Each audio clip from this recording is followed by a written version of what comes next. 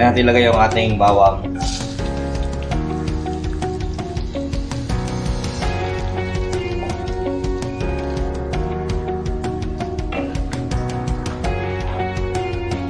Mix natin ang ating sibuyas.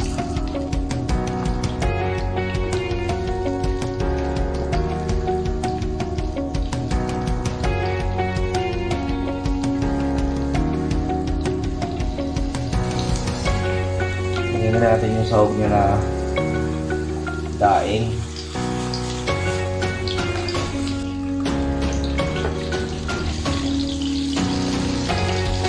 Lagyan natin ang ating gata.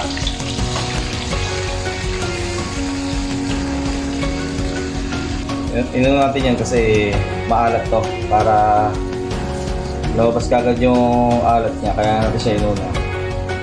Para kung sakaling kailangan natin magdagdag ng asin, ang dadagdag tayo. Pakukuluan lang natin ng isang kulo lang yan, tapos pwede natin ilagay yung ating mga iba pang ihahalong gulay. Next natin ilagay itong ating tanglad, kasi yung daing natin medyo malansa yan.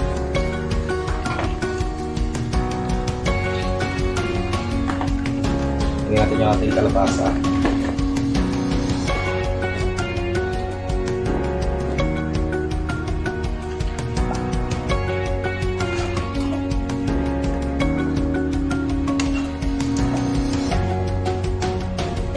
Hintayin natin ng konting tubig.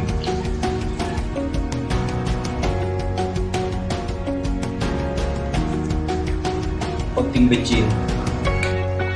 Paminta.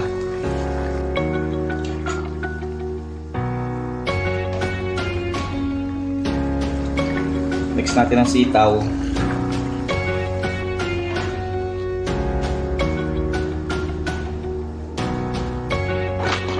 Dagdagan pa natin siya ng gata.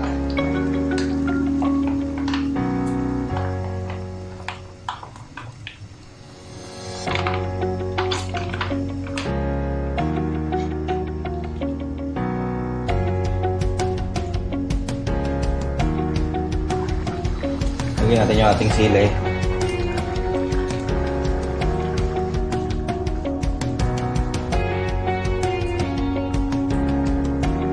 Ayan, luto na ang ating gata. Ayan. Ginataang sitaw at kalabasa na may